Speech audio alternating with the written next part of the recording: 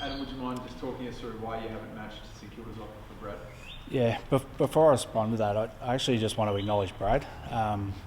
Brad's been at our club for the last 8 years, been a very good player at our club, he's been club champion, and I particularly want to acknowledge the way he's conducted himself throughout the year.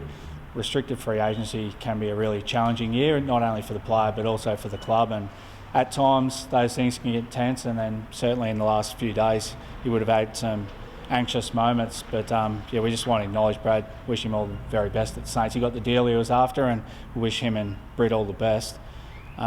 With respect to why we didn't match the offer in the end, I guess the compensation selection at pick 23, people could mount an argument that that's not adequate compensation, and it's not something that we disagree with. In the normal course of events, if we were trying to trade Brad to the Saints, we'd probably be pursuing their pick 17. But there's some risk associated with all of that, and Brad has been seeking a sort of long-term, sort of 5-year deal over the last 18 months or so. We haven't been prepared to offer it, and we weren't going to change our minds on that to try and move up the draft order 6 places. So that was the reason we haven't matched in the end. Fans are already quite vocal on that pick 23 for a club champion, and probably your best midfielder is unders. I'm sure with an eye on what you would have liked, pick 23 is nowhere near adequate compensation. How do you reflect on what you've been given? Yeah, look, there's a big gap when you look at what round 1 compensation is to what round 2 is. Obviously, look, I know that a lot of people were anchored on the second selection in the draft, but we've got no control over that. That's the marketplace determines that, and what offers are forthcoming determine what the compensation will be.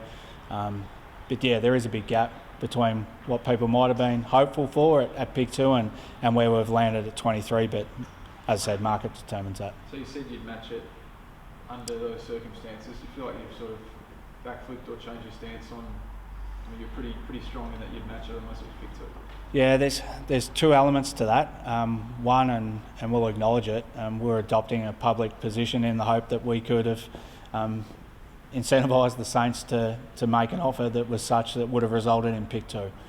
So I think it's been referred to as posturing or what have you, and maybe I should be watching a little bit more World Series poker than I am watching footy at the moment because it didn't work. So there's that, but then there's another element to it, and it wasn't until the Saints lodged the offer that we actually were fully aware of the construct. And as soon as we became aware that it's a 4-year deal with what we would say is an achievable trigger for a 5th, that's something we haven't been prepared to do over the last couple of years, and we weren't going to change our minds on that. Did that posturing, as you put it, backfire in the end? Going out there, talking tough, and this is the result? I wouldn't say it's talking tough. I think at this time of year, clubs are adopting positions to try and influence the decision-making of other clubs.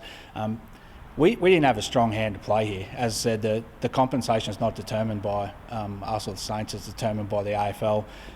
We've got to react to that. Probably the thing that really counted against us here is for 2 years we've been saying to Brad and his management that we weren't prepared to offer a deal like the Saints have. So they were pretty clear on what they thought the club's position would be. We gave it a try. Why leave it till literally the last minute to make an announcement either way? Yeah, again, I guess you're trying to build some tensions in discussions that you hope might result in a better outcome than pick 23. And we tried to negotiate a better outcome than that. As I said, we didn't have a strong hand to play in this instance because Brad and his management were pretty clear that we weren't going to take the risk of accepting a 5-year term. How seriously were you considering matching the Saints offer? Well, it did end up dependent on what the Saints offer was going to be, and we only found that out on Sunday.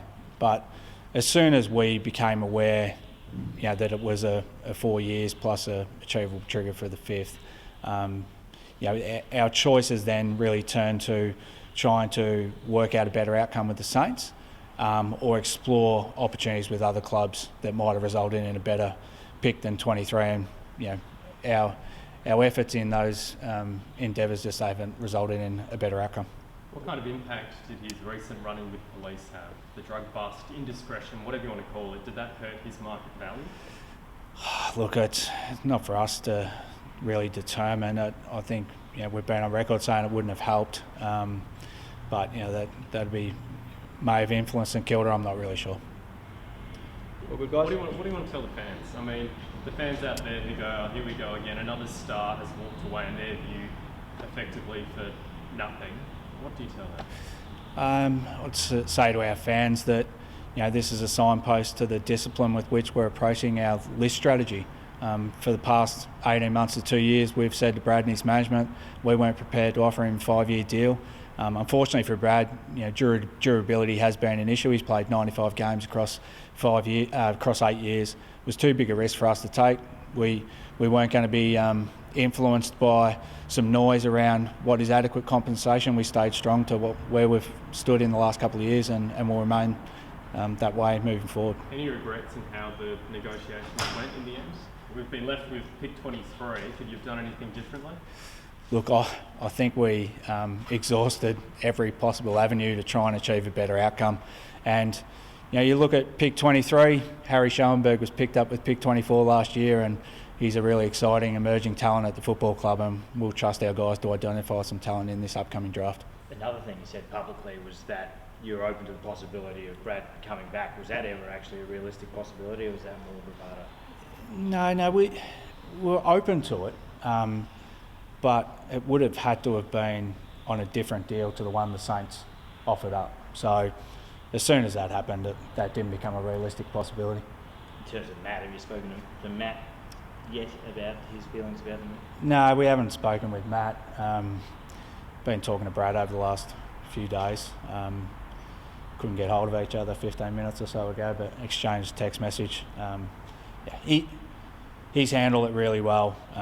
Matt's part of our leadership group, and he's held himself exceptionally well as well. So through the year, both boys are a real credit. Did you get the indication Brad would walk through the pre-season draft if you couldn't get this done? Look, we didn't get to that point in any discussions we were having.